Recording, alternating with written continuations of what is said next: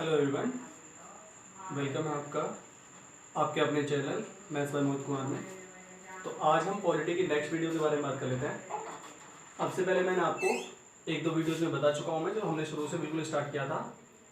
तो संविधान के बारे में, जो उसका संवैधानिक विकास है उसके बारे में थोड़ा डिस्कस हुआ था, जो कि संविधान के हिस्ट्रिकल बैकग्राउंड के बारे में था। एंड उसके साथ साथ मैंने आपको और भी थोड़ा सा एडवांस बताया था, ठीक है, जहाँ पे हमने बात की थी संविधान के भागों के बारे में। और मैंने आपको बताया था कि 7 भाग अब रह रहा है, टोटल 25 भाग होते हैं, लाइक दैट, ठीक है। उसके आगे हमने थोड़ा सा सोर्सेज ऑफ कॉन्स्टिट्यूशन, जो संविधान होता है उसके स्रोत क्या क्या है उसके बारे में थोड़ा डिस्कस किया था। अब उसके आगे हम आज के लेक्चर के बारे में थोड़ा बात कर लेते हैं। तो देखिए, अगर हम बात करें, एक होता है सोर्स के बारे में विधिवत प्रक्रिया,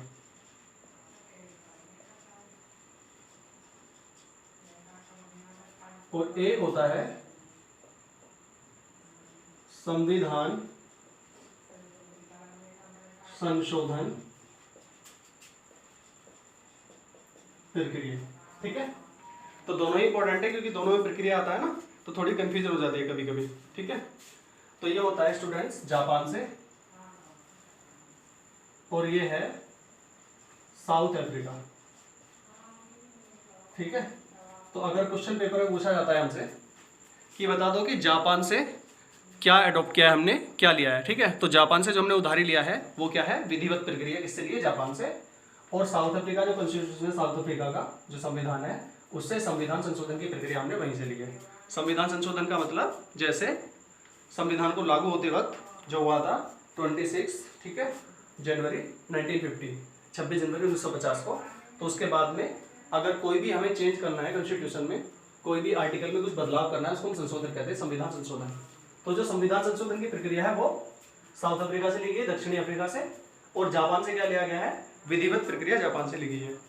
उसी के साथ साथ यूके के बारे में हमने पहले पढ़ लिया था, यूएसए के बारे में। आज हम यूके यानी कि यूनाइटेड किंगडम, जिसको ब्रिटेन भी कहते हैं। तो देखो, ब्रिटेन से हमने क्या क्या लिया हुआ है देख लेते हैं। इसमें है द्विसंसद विधायिका,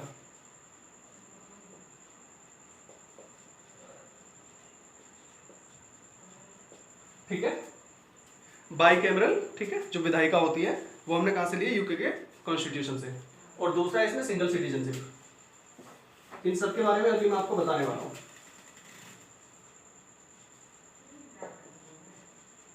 सिंगल सिटीजनशिप तो पहला हो गया, ये सेकंड है, एंड नंबर थर्ड है। उसके साथ साथ आपको पता होगा प्राइम मिनिस्टर जो होता है हमारा रियल हेड होता है, तो उसी के बारे में, ठीक है।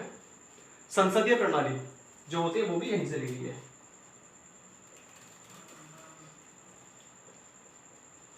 संसदीय प्रणाली यानी कि पीएम की शक्तियां। तो पीएम ही हमारे यहाँ पे सबसे ज्यादा पावरफुल होता है, जो कि जनता का रिप्रेजेंटेटिव होता है। ये चीज हमने कहां से ली है, यूके यानी कि यूनाइटेड किंगडम, ग्रेट ब्रिटेन के कॉन्स्टिट्यूशन से हमने ली है। एक और होता है इसके अंदर स्टूडेंट्स, वो होता है कैग का पद। कैग का मतलब कंट्रोलर एंड ऑडिटर जनरल, ठीक है। तो कैग के बारे में आगे पढ़ाया भी जाएगा पूरा डिटेल में। आगे चलते हैं, छाया मंत्रिमंडल और लेख, ये भी यहीं से है।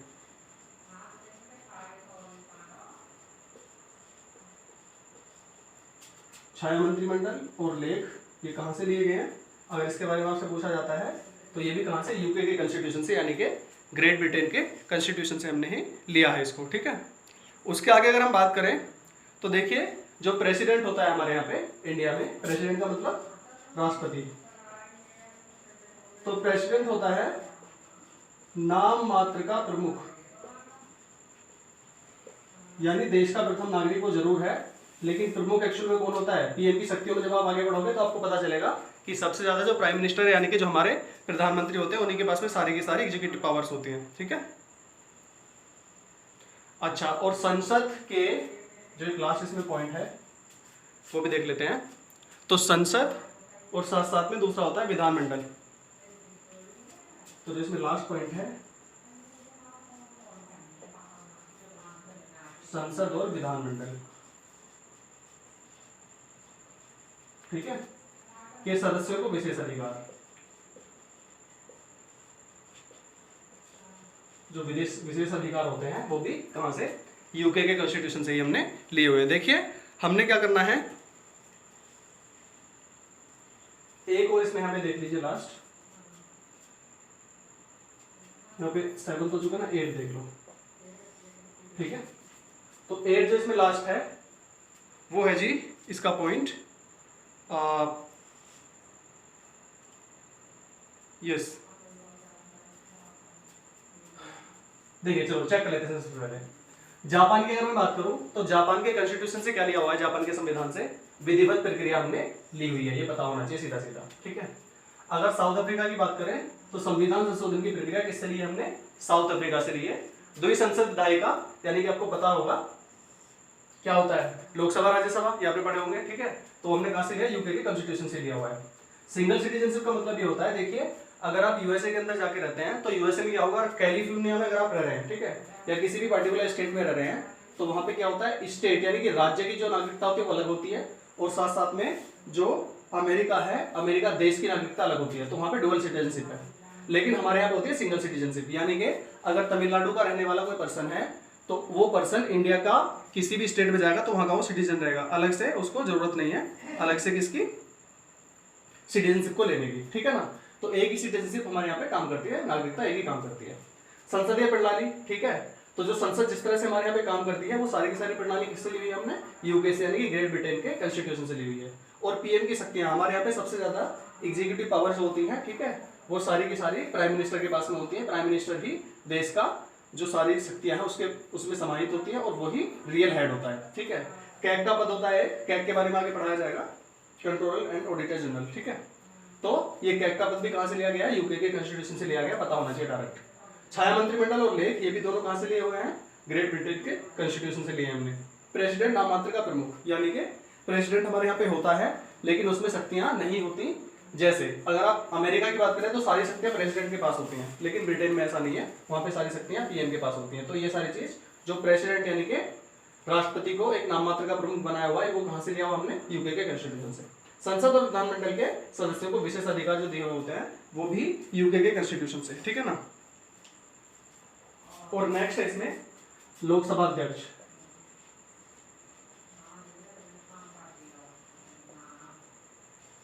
और कानूनी शासन।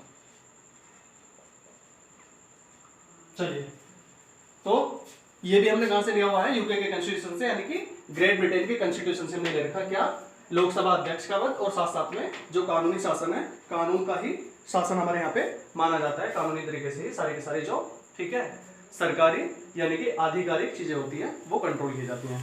तो ये सब हमें कहाँ के कॉन्स्टिट्यूशन से क्या लिया हुआ है, इससे क्वेश्चन बनता है पेपर में। कल मैंने आपको बताया था किसके बारे में, यूएसए के बारे में। आज मैंने आपको 2 पॉइंट बता दिए हैं, एक तो जापान के बारे में, एक साउथ अफ्रीका के बारे में, और यूके से क्या क्या लिया हुआ है डायरेक्टली हमें पता होना चाहिए। चलिए अब हम थोड़ा सा आगे बात कर लेते हैं। ओके स्टूडेंट्स, तो देखो मैं आपको बता दूं थोड़ा सा, जो सोर्सेस हैं यानी कि कौन सी जो हमने कॉन्स्टिट्यूशन में कौन सी चीज कहाँ से ली है, ठीक है, उधारी ली है, उसके बारे में क्या है, अलग अलग कंट्रीज का और भी आता है, जैसे आगे आयरलैंड का आएगा, फिर अदर कंट्रीज का आएगा, वो हमें ऑस्ट्रेलिया से भी आएगा, सारा पता होना चाहिए। और जो बस इंपॉर्टेंट पॉइंट्स हैं उन्हीं के बारे में पूछा जाता है, ठीक है, तो वही हमें क्लियर होनी चाहिए। कल मैंने यूएसए के इंपॉर्टेंट पॉइंट्स बता दिए थे, आज यूके के बारे में, साउथ अफ्रीका के बारे में और जापान के बारे में, ठीक है ना, ये थोड़ा सा हमने डिस्कस किया है। अब हम थोड़ा सा आगे चलते हैं अपने टॉपिक वाइज, ये सोर्सेज भी चलते रहेंगे और उसी के साथ साथ जो हमारा मेन हेडिंग है वो भी आगे बढ़ना चाहिए। अब मैं इसको हटा देता हूँ, ठीक है।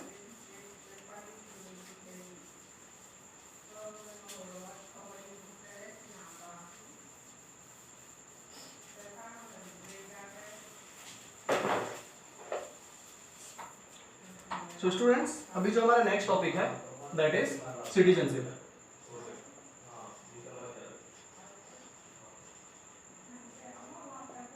सिटीजनशिप का मतलब नागरिकता, ठीक है। देखिए कॉन्स्टिट्यूशन को पूरा नहीं पढ़ना है, जो बस इंपॉर्टेंट बातें हैं वही हमें याद रखनी है, वही आर्टिकल्स हमें पता होने चाहिए, ठीक है।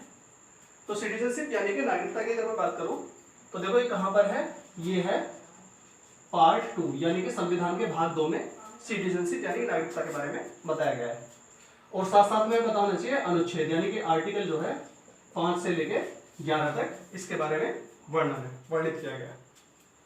तो सिटीजनशिप किससे रिलेटेड होती है ये भी पता होना चाहिए। ये रिलेटेड होती है MHA, ministry of home affairs, इसको आप गृह मंत्रालय भी कहते हैं, ठीक है। तो क्या सीखा हमने अभी तक? सिटीजनशिप यानी कि नागरिकता के बारे में। भारत के नागरिक अगर आप हैं तो कुछ कंडीशंस के अंडर में ही आपको भारत का नागरिक माना जाएगा, उन कंडीशंस से आउट नहीं, उसके बारे में हम पढ़ने जा रहे हैं। संविधान के भाग 25 भाग होते हैं टोटल, बताया था मैंने आपको सारे मिला के। उसके सेकंड पार्ट यानी कि भाग 2 में आर्टिकल का मतलब अनुच्छेद 5 से लेकर 11 तक में सिटीजनशिप यानी कि नागरिकता के बारे में आपको बताया गया। एमएचए का मतलब मिनिस्ट्री ऑफ होम अफेयर्स यानी कि गृह मंत्रालय, किससे रिलेटेड होता है? नागरिकता के लिए, ठीक है। रिस्पॉन्सिबल हमारी अथॉरिटी होती है। अब आगे चलते हैं। इसमें भारत नागरिकता अधिनियम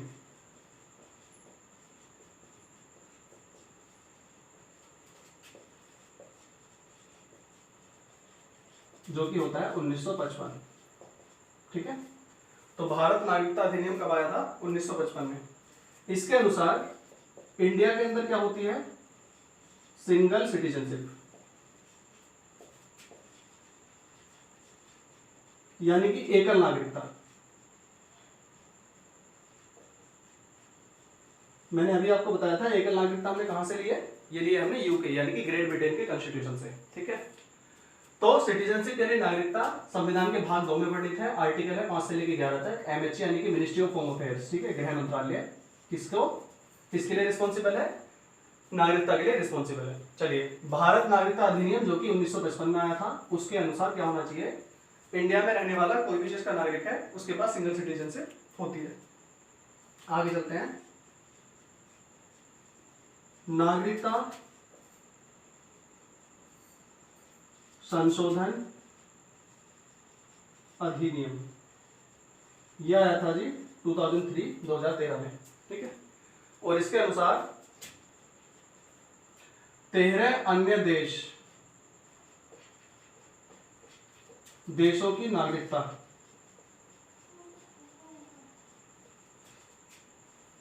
के साथ भारत की नागरिकता हो सकती है। ओके, चलो थोड़ा सा डिस्कस कर लेते हैं इसके बारे में। तो देखिए, मैंने क्या बताया आपको? भारत नागरिकता अधिनियम जो कि 1955 में आया था, और इसी के अंदर क्या बताया गया था? सिंगल सिटीजनशिप यानी कि एकल नागरिकता के बारे में बताया गया, जिसके बारे में आपको बता चुका हूं कि अगर कोई पर्सन तमिलनाडु का रहने वाला है तो वो यूपी में आने के बाद में उसको अलग से नागरिकता लेने की जरूरत नहीं पड़ेगी। नागरिकता संशोधन अधिनियम 1955 में तो ये बताया गया था, लेकिन इसमें साथ साथ में कुछ चेंज भी आए थे, ठीक है। उन चेंज में अधिनियम संशोधन क्या होता है मैंने बताया भी आपको, ठीक है, कि संशोधन हम कर सकते हैं कॉन्स्टिट्यूशन में जब हमें जरूरत पड़ेगी। जो बातें 1950 में सही थी वो बातें आगे भी सही रहे, ये जरूरी नहीं है। साउथ अफ्रीका से हमने लिया था संशोधन का प्रक्रिया, हमने साउथ अफ्रीका से एडॉप्ट की थी। तो एक संशोधन हुआ था नागरिकता से संबंधित जो कि 2003 में, और उसके अनुसार हमारे इंडिया के साथ साथ में अन्य 13 कंट्री ऐसी हैं, 13 देश ऐसे हैं जिनकी नागरिकता हमारे इंडिया की नागरिकता के साथ साथ हो सकती है, ठीक है। यानी जैसे यूएसए, तो यूएसए की नागरिकता के साथ साथ में इंडिया की नागरिकता भी रह सकती है कुछ कंडीशंस के अंडर में, ठीक है ना। उसके बारे में हम आगे डिस्कस करेंगे पूरा डिटेल में। देखिए, पॉलिटी का कोई भी टॉपिक है वो एकदम से इमीडिएटली खत्म कभी नहीं होता है, ठीक है। उसमें क्या होता है कि कोई भी एक पॉइंट जो अब हमें बताया जा रहा है उसका लिंक होता है कहने की दूसरे आगे के फ्यूचर पॉइंट से, ठीक है ना। तो हमें चीजों को साथ साथ में लेके चलना है। अगर नागरिकता के बारे में अभी बताया जा रहा है तो इसको वहीं पे ड्रॉप नहीं कर देना है, इसकी जरूरत इन पॉइंट्स की आगे भी हमें पड़ेगी। तो वही चीज हमें बोलना चाहता है, ठीक है, कि जो 13 कंट्रीज हैं किस तरह से वहां का भी कोई भी पर्सन वहां का भी नागरिक हो सकता है और इंडिया का भी नागरिक हो सकता है, उसके बारे में हम आगे पूरा डिस्कस करने जा रहे हैं, ठीक है। तो बस अभी फिलहाल यही याद रखना है कि नागरिकता संशोधन अधिनियम 2003 में जो आया था उसके अकॉर्डिंग, ठीक है ना, 13 ऐसी कंट्री भी हैं जिनकी नागरिकता होने के साथ साथ में इंडिया की नागरिकता रखी जा सकती है। और भारत नागरिकता अधिनियम क्या कब आया था? 1955 में। सिंगल सिटीजन का जो सिद्धांत था एकल नागरिकता का, वो भारत नागरिकता अधिनियम 1955 के अकॉर्डिंग ही था, ठीक है। आर्टिकल मैंने आपको बताया गया 5 से लेकर 11 तक नागरिकता के बारे में बताया गया है, भाग 2 में वर्णित है, ठीक है। और एमएच यानी कि मिनिस्ट्री ऑफ होम अफेयर्स, ये ऐसी यूनिट है गृह मंत्रालय जो नागरिकता को की अथॉरिटी होती है, ठीक है ना। चलिए उसके आगे थोड़ा सा चलते हैं।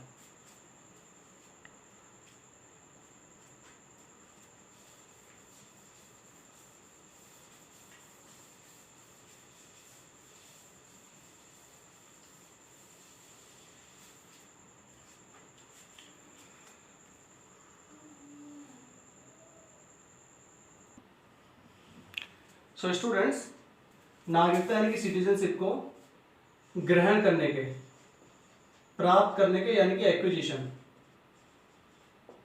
यानी कि नागरिकता को ग्रहण करना या फिर प्राप्त करना, तो कैसे होता है सिटीजनशिप के बारे में हम इसकी बात कर लेते हैं। तो देखिए इसके होते हैं कुछ तरीके, ठीक है। तरीके क्या है? 5 तरीके हैं।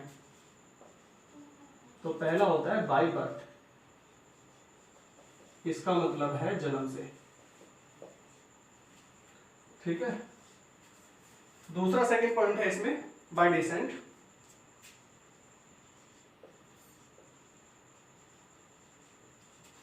यानी कि इस तरह से आनुवंशिक रूप से।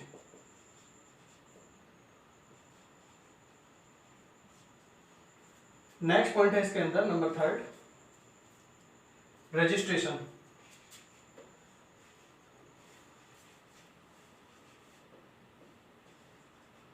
का मतलब है पंजीकरण।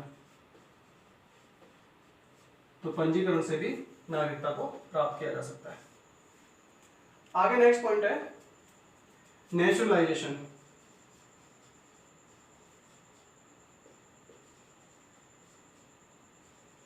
या फिर इसी को हम क्या कहते हैं, ठीक है, नेचुरलाइजेशन यानी अपने आप जो नागरिकता मिल जाती है, ठीक है। तो ये होती है निवास के आधार पर।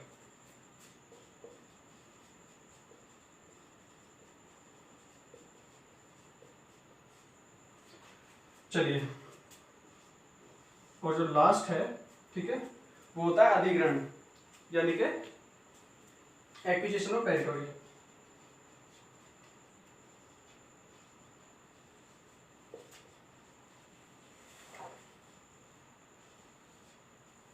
इसका मतलब राज्य अधिग्रहण।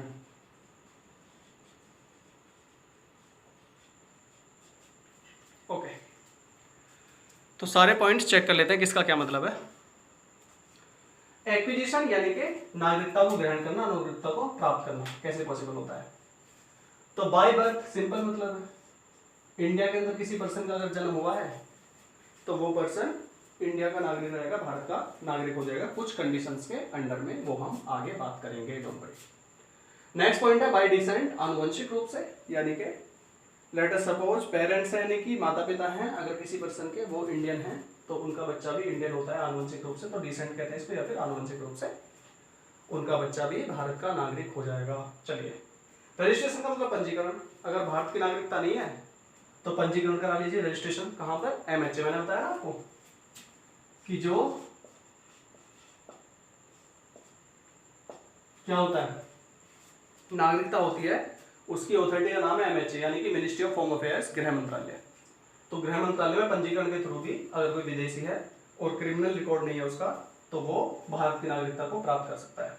नेचुरलाइजेशन निवास के आधार पर, यानी कि अगर कोई पर्सन है वो काफी टाइम से, कुछ टाइम फ्रेम होता है, बताता हूं मैं भी, ठीक है, अगर निवास कर रहा है इंडिया के अंदर तो वो ऑटोमेटिकली अगर दूसरी जो नागरिकता है उसकी कैंसिल कर दी जाती है और यहाँ पे भी उसका क्या हो जाता है, वो नागरिक बन जाता है इंडिया का। एक्विजिशन ऑफ टेरिटोरी का मतलब ये है राज्य अधिग्रहण। अगर कोई ऐसा राज्य जो भारत का हिस्सा नहीं है लेकिन जंग जीतने की वजह से अगर वो भारत में शामिल कर लिया जाता है तो वहां पे रहने वाले सारे लोग इंडिया के नागरिक हो जाएंगे। तो 5 तरीके हैं, बाय बर्थ जन्म से, बाय डिसेंट आनुवंशिक रूप से, बाय रजिस्ट्रेशन पंजीकरण से, या फिर नेचुरलाइजेशन का मतलब निवास के आधार पर, या फिर एक्विजिशन ऑफ टेरिटोरी यानी कि राज्य अधिग्रहण अगर हो जाता है। तो इन 5 तरीके से भारत की नागरिकता को प्राप्त किया जा सकता है। चलिए, इसके बारे में थोड़ा सा आगे हम अब डिस्कस कर लेते हैं।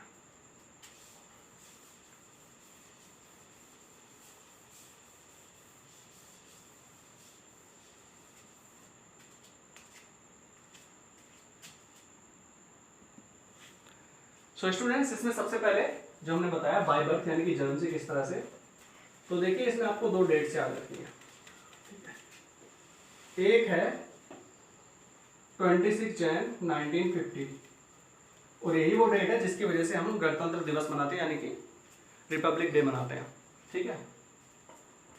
या तो इस डेट को या फिर इसके बाद, एक तो इसमें पॉइंट ये है बाय बर्थ, ठीक है ना। और दूसरा इसके अंदर एक और पॉइंट है,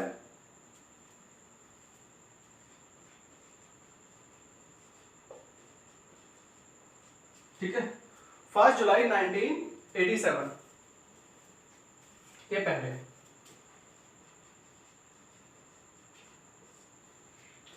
ये दोनों बातें इसमें याद होनी चाहिए। ऐसा क्यों हुआ?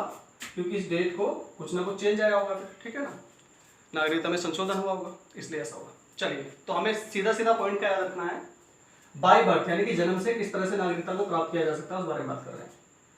तो कोई पर्सन या तो 26 जनवरी 1950 को या फिर इस डेट के बाद, ठीक है, अगर इंडिया के अंदर पैदा हुआ है, उसका जन्म हुआ है इंडिया के अंदर, तो वो इस तरह से क्या हो जाएगा, इंडिया का नागरिक हो जाएगा, सिटीजन हो जाएगा, ठीक है। लेकिन अगर उसका जन्म कहां पर, 1 जुलाई 1987 के पहले, ये दोनों कंडीशन उसके ऊपर अप्लाई होनी चाहिए, ठीक है। 26 जनवरी 1950 के दिन या फिर उसके बाद, लेकिन 1 जुलाई 1987 के पहले अगर कोई पर्सन हमारे इंडिया में, अपने देश में अगर पैदा हुआ है, तो वो क्या हो जाएगा, इंडिया का नागरिक हो जाएगा, चाहे उसके मॉम डैड, ठीक है, इंडिया के नागरिक हों चाहे ना हो, क्योंकि यहाँ पे इसमें इस तरह की कोई भी कंडीशन नहीं दी है कि दोनों में से कोई एक क्या होना चाहिए, नागरिक होना चाहिए, ऐसा नहीं बोला इसमें, ठीक है। तो 26 जनवरी 1950 को या फिर उसके बाद या तो जन्मा हो, और 1 जुलाई 1987 के पहले उसका अगर इंडिया में जन्म हुआ है, ठीक है, बाय एनी मीन्स, ठीक है, तो उस केस में क्या होगा, वो भारत का नागरिक हो जाएगा। चलो नेक्स्ट पॉइंट हम बात कर लेते हैं अभी। तो सेकंड जो मैंने आपको बताया था, चलो मैं इसको हटा के लिखता हूं।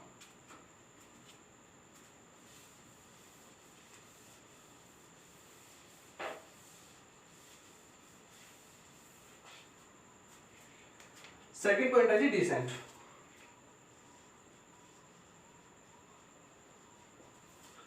डिसेंट का मतलब है आनुवंशिक रूप से कैसे होगा फिर, ठीक है, आनुवंशिक रूप से।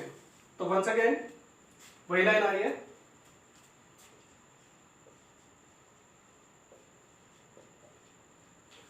ट्वेंटी 26 जैन 1950 यानी कि 26 जनवरी 1950 को या फिर इसके बाद अगर पर्सन का, ठीक है ना, जन्म हुआ। चलिए, लेकिन 10 दिसंबर 1992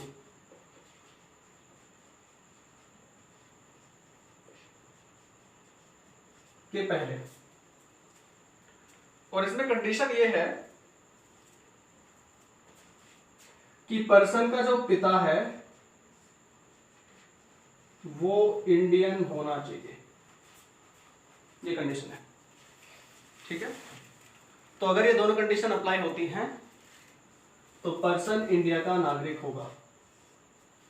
क्या कंडीशन है डिसेंट की, यानी कि आनुवंशिक रूप से 26 जनवरी 1950 या फिर उसके बाद, लेकिन 10 दिसंबर 1992 के पहले अगर पर्सन का पिता, बच्चे का पिता क्या है, इंडियन है, चाहे माता इंडियन हो या ना हो, तो फिर वो क्या होगा, भारत का नागरिक होगा आनुवंशिकी के आधार पर। चलिए, उसके बाद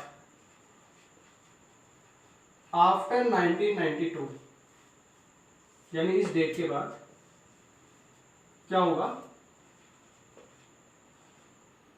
इस डेट के आगे की बात कर लेते हैं। इस डेट के बाद कुछ चेंज आया होगा फिर, तो आपसे कहना चाहता है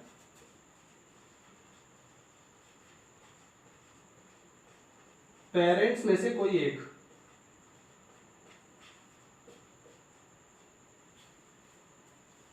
ठीक है क्या होना चाहिए, सिटीजन होना चाहिए, तो फिर तो भी वो भारत का नागरिक हो जाएगा। पॉइंट में छोटा सा गिलीचे देख लीजिए, समझ में आ जाएगी बात, ध्यान से समझने की कोशिश करोगे तो। डिसेंट का मतलब है जी आनुवंशिक रूप से कोई भी पर्सन कब भारत का नागरिक होगा, तो 26 जनवरी 1950 को या फिर उसके बाद अगर पर्सन का जन्म हुआ है, और साथ साथ में दूसरी कंडीशन क्या है वो भी हम देख लेते हैं। दूसरी कंडीशन ये है जी कि 10 दिसंबर 1992 के पहले पिता अगर, मतलब जन्म कब हुआ है, या तो इसके बाद हुआ है या फिर 10 दिसंबर 1992 के पहले जन्म हुआ है अगर, ये कंडीशन है। तो बच्चे का पिता इंडिया का नागरिक होना चाहिए, माता नहीं भी है तो चलेगा। तो उस केस में भी क्या होगा, जो बच्चा होगा वो क्या हो जाएगा, भारत का नागरिक हो जाएगा। लेकिन अब इस डेट के बाद का क्या करें, तो आफ्टर 1992 यानी कि 1992 के बाद में क्या है जी कंडीशन, कि चाहे तो पिता चाहे तो माता दोनों में से अगर कोई एक भारत का नागरिक है ऑलरेडी किसी भी तरीके से, तो भी बच्चा क्या हो जाएगा, भारत का नागरिक हो जाएगा, ये मतलब है। ठीक है, 2 स्लाइड में बटा हुआ है। 10 दिसंबर 1992 के पहले की अगर बात करें तो पिता भारत का नागरिक होना चाहिए जरूर, तब भारत का नागरिक रहेगा।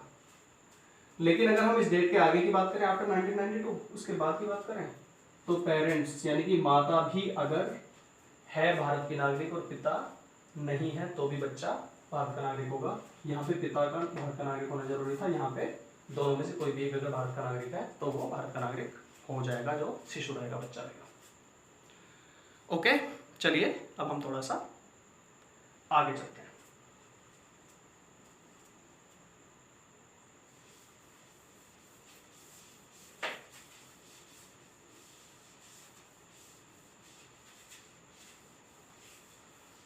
सो स्टूडेंट्स, अभी जो नेक्स्ट है हमारा पंजीकरण यानी कि रजिस्ट्रेशन। नागरिकता को प्राप्त करने का जो आगे तरीका है वो है रजिस्ट्रेशन। इसको कहते हैं जी पंजीकरण। तो पंजीकरण से किस तरह से कोई भी पर्सन भारत का नागरिक हो जाता है, अभी हम चेक कर लेते हैं। तो इसमें सिंपल कंडीशन क्या है जी, कि 5 years ऑफ लिविंग, अगर ये कंडीशन है तो आप सिंपल एक काम कर लो जी, apply online on MHA website, तो भी आप भारत के नागरिक बन जाएंगे। हिंदी में देख लेते हैं दोबारा से, ठीक है। तो जब आप ऑनलाइन अप्लाई कर रहे हो तो क्या हो गया, वो रजिस्ट्रेशन हो गया फिर, यानी कि रजिस्ट्रेशन या फिर क्या हो गया, वो पंजीकरण हो गया। तो पंजीकरण से कोई भी पर्सन अगर भारत का नागरिक नहीं है तो भारत का नागरिक कैसे बन सकता है, देख लेते हैं। तीसरा वाला जो तरीका है, सिंपल सी बात इसमें बोली हुई है कि अगर कोई पर्सन भारत का नागरिक ना हो सपोज, और कोई क्रिमिनल रिकॉर्ड नहीं है, लेकिन वो 5 साल से इंडिया के अंदर रह रहा है, तो ऐसा पर्सन ऑनलाइन MHA की वेबसाइट पे जा सकता है। MHA का मतलब मिनिस्ट्री ऑफ होम अफेयर्स, गृह मंत्रालय की वेबसाइट पे जाके ऑनलाइन अप्लाई कर सकता है, रजिस्ट्रेशन करा सकता है भारत की नागरिकता लेने के लिए। ठीक है, तो पंजीकरण का क्या तरीका है, कोई पर्सन अगर 4 साल से हमारे यहाँ पे रह रहा है, क्या वो अप्लाई कर सकता है, रजिस्ट्रेशन कर सकता है, नहीं कर सकता। ठीक है, कोई पर्सन अगर 2 साल से यहाँ पे रह रहा है, वो बहुत अच्छा पर्सन है, रजिस्ट्रेशन के थ्रू कर सकता है, नहीं कर सकता। कम से कम 5 साल से अगर वो इंडिया में रह रहा है और भारत का नागरिक नहीं है अभी, तो क्या कर सकता है, रजिस्ट्रेशन कर सकता है और ऑनलाइन अप्लाई कर सकता है। कहाँ पे जाके, MHA यानी कि मिनिस्ट्री ऑफ होम अफेयर्स, गृह मंत्रालय की वेबसाइट पे वो पर्सन जाके रजिस्ट्रेशन कर सकता है और भारत की नागरिकता को प्राप्त कर सकता है, ये मतलब है। ठीक है जी, चलिए थोड़ा सा और आगे चलते हैं। तो अभी जो नेक्स्ट पॉइंट है, 5 तरीके बताए थे ना, 3 तो हो गया कंप्लीट। अब हम 4th वे जो इसका है, और वो है नेचुरलाइजेशन। चलो इसको हटा के मैं तब लिखता हूँ। तो रजिस्ट्रेशन भी हमने सीख लिया अभी।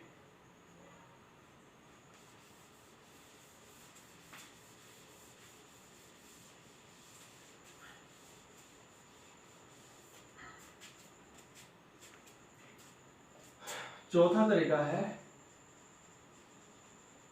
नेचुरलाइजेशन।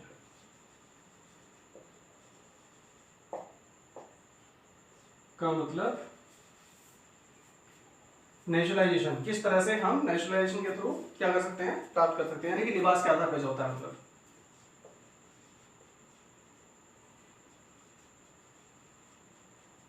निवास के आधार पे। ठीक है, तो ये कैसे होता है,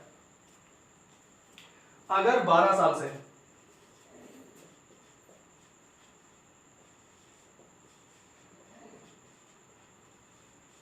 कोई पर्सन इंडिया में रह रहा है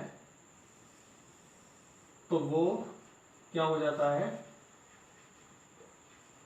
इंडियन सिटीजन बन जाता है पर्सन। ठीक है। तो नेचुरलाइजेशन से कैसे होता है कि कोई विदेशी, मतलब पहले से नागरिकता नहीं रहेगी ना उसके पास में, तो विदेशी होगा। कोई भी विदेशी पर्सन है अगर, और वो 12 साल से कहां पे रह रहा है, इंडिया के अंदर रह रहा है, तो नेचुरलाइजेशन यानी कि ऑटोमेटिकली निवास के आधार पर वो पर्सन भारत का नागरिक बन जाता है, उसको सिटीजनशिप मिल जाती है इंडिया की। ठीक है। 12 साल से हमारे यहाँ पे रहने वाला हो, उसके बाद वो रजिस्ट्रेशन भी नहीं करेगा तो चलेगा। ओके, चलिए अब हम लास्ट पॉइंट यानी कि 5th पार्ट की बात कर लेते हैं। मैंने आपको बताया था एक्विजिशन ऑफ टेरिटोरी। ठीक है। तो टेरिटोरी एक्विजिशन, इसका मतलब है जी राज्य अधिग्रहण। तो देखो इससे कैसे मिल जाती है, उसका हम एग्जांपल लेके बात कर लेते हैं। तो 1961 में क्या हुआ था, गोवा, दमन एंड दीव, ठीक है, इनको हमने पुर्तगालियों से, ठीक है, लेकर भारत में मिलाया था। ओके स्टूडेंट्स, तो राज्य अधिग्रहण भी अभी क्लियर हो गया है। टेरिटोरी एक्विजिशन यानी कि राज्यों को अपने में मिलाना है। तो देखिए 1947 में ऑल्दो हमें आजादी मिल गई थी और 50 में क्या हो गया था, कॉन्स्टिट्यूशन भी एनफोर्स हो गया था, संविधान भी लागू हो गया था, लेकिन फिर भी कुछ पार्ट ऐसे बचे हुए थे इंडिया के जो अभी तक हमारे पूरी तरह से कंट्रोल में नहीं आए थे। ठीक है, आधिपत्य में नहीं आए थे। तो गोवा और दमन और दीव ये दो ऐसे थे जहां पर पुर्तगाली अभी भी रह रहे थे 1950 के बाद तक। तो पुर्तगालियों से 1961 में यानी कि 1961 में हमने पुर्तगाली से गोवा को और दमन और दीव इन दोनों जगहों को क्या कर लिया था, इंडिया में मिला लिया था। पहले इंडिया का हिस्सा नहीं थे। तो जब इन दोनों जगहों को इंडिया में मिला लिया तो यहाँ पर रहने वाले जितने भी नागरिक थे वो सब भारत के नागरिक बन गए ऑटोमेटिकली। ये 5वां तरीका होता है किसका, भारत की नागरिकता को प्राप्त करने का। तो इन लोगों को ना तो अलग से जाके क्या करना पड़ेगा, रजिस्ट्रेशन करना पड़ेगा, ना लंबे टाइम तक रहना पड़ेगा इनको। ठीक है ना, इनके मॉम डैड थे इंडिया के या नहीं थे ये भी जरूरी नहीं है। ठीक है, यहाँ पर जो बेबी यानी कि जो शिशु ने जन्म लिया वो भी अपने आप इंडिया के नागरिक बन गए। तो 5वां तरीका अगर अप्लाई हो जाता है तो हमें किसी रजिस्ट्रेशन की जरूरत नहीं है, हमें अलग से कुछ भी नहीं करना है। ऑटोमेटिकली के सारे लोग वहाँ पे रहने वाले हमारे इंडिया के नागरिक बिल्कुल बन जाएंगे ऑटोमेटिकली। ठीक है, तो चलिए स्टूडेंट्स आज जो हमने डिस्कस किया है, क्या पढ़ चुके हैं अभी तक, मैं बात कर लेता हूँ। इसको सबसे पहले हटा देता हूँ। ठीक है,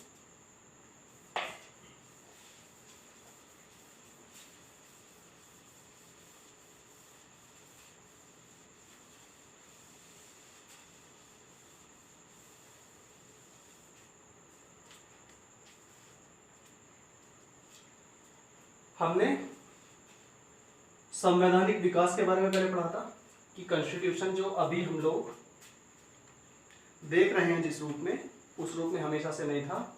यहाँ तक आने में उसको क्या क्या जर्नी तय करनी पड़ी। ठीक है, किस तरह से हम प्रेजेंट कॉन्स्टिट्यूशन तक पहुंचे उसके बारे में हमने थोड़ा डिस्कस किया था। उसके बाद जो हमारा टॉपिक था दैट इज कि उसके सोर्सेज क्या क्या हैं, उसके पार्ट्स 25 पार्ट्स होते हैं, जिसमें पार्ट नंबर 7 उसका अभी भाग 7 हिस्सा नहीं है, पहले होता था वो। ओके, 4 पार्ट क्या होते हैं, सब डिवीजन होते हैं उसके A B करके। ठीक है, उसके आगे हमने पढ़ा था राष्ट्रीय ध्वज के बारे में, नेशनल फ्लैग। ठीक है, नेशनल एंथेम, नेशनल सॉन्ग, राष्ट्रीय गीत, राष्ट्रगान, वो सब के बारे में पढ़ा था। ठीक है, उसके आगे हमने पढ़ा था नेशनल फ्लैग में जो झंडे में तिल्लियाँ होती हैं उसके बारे में, कौन से रंग का क्या मतलब होता है इसके बारे में पढ़ा था। उसके बाद सोर्सेज यानी कि कौन से क्या है उसके स्रोत हैं, कौन सी कंट्री के संविधान से हमने क्या चीज़ अडॉप्ट की हुई है, ठीक है। जिसमें हम पढ़ चुके हैं यूएसए के बारे में, जैसे यूएसए में, ठीक है, रिटन कॉन्स्टिट्यूशन लिखित संविधान होता है, हमारे यहाँ पे भी दुनिया का सबसे बड़ा लिखित संविधान है।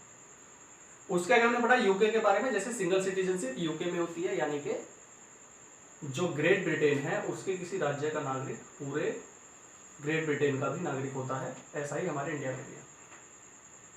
और हमने पढ़ा संविधान संशोधन प्रक्रिया के बारे में, जो कि साउथ अफ्रीका से, और विधिवत प्रक्रिया कहाँ से होती है, जापान से। ऐसे और भी सोर्सेज आगे आते रहेंगे, जैसे आयरलैंड का, ऑस्ट्रेलिया का, सब आगे आएंगे, ठीक है, उसके बारे में भी हम बात करेंगे। चलिए, उससे अलग हमने पढ़ा क्या, आर्टिकल 5 to 11, यानी कि जो अनुच्छेद होता है 5 से लेकर 11 तक संविधान के दूसरे पार्ट में है, भाग 2, ठीक है, सिटीजनशिप यानी नागरिकता। उसके 5 तरह के किस तरह से नागरिकता हमें प्राप्त की जाती है और उसमें क्या क्या इंपॉर्टेंट पॉइंट्स हैं वो भी हमने डिस्कस कर लिए, क्वेश्चन पेपर में यहाँ से भी आता है। चलिए, तो स्टूडेंट जैसा मैंने आपको पहले भी बताया, ठीक है,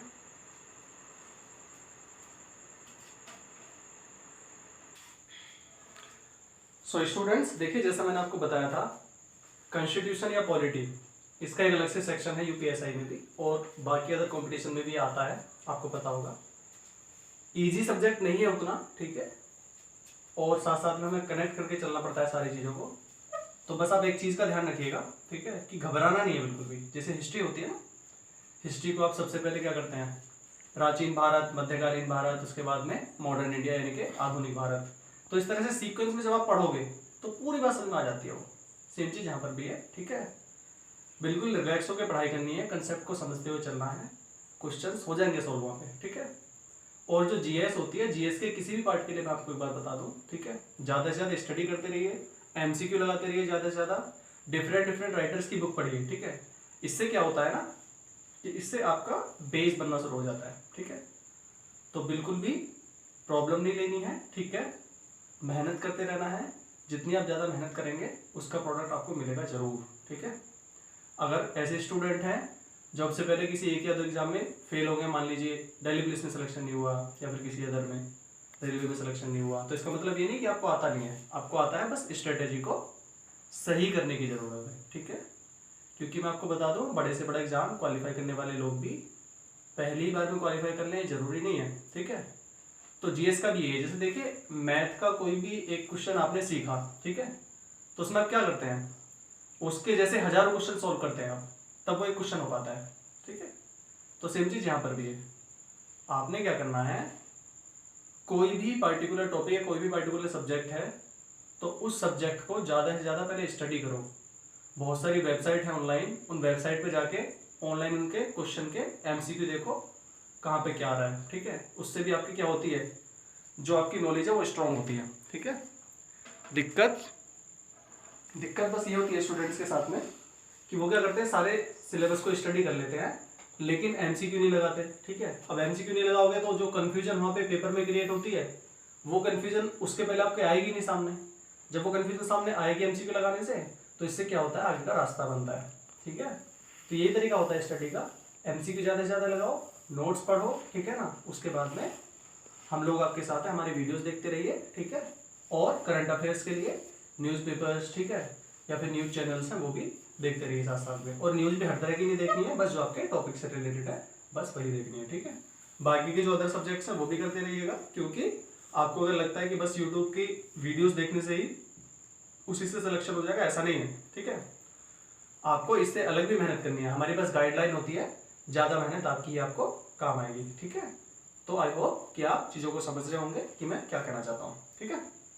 ज़्यादा से ज़्यादा मेहनत करिए और हम लोग आपके साथ हैं, okay. Thank you so much. अब कल मुलाकात होगी आपसे।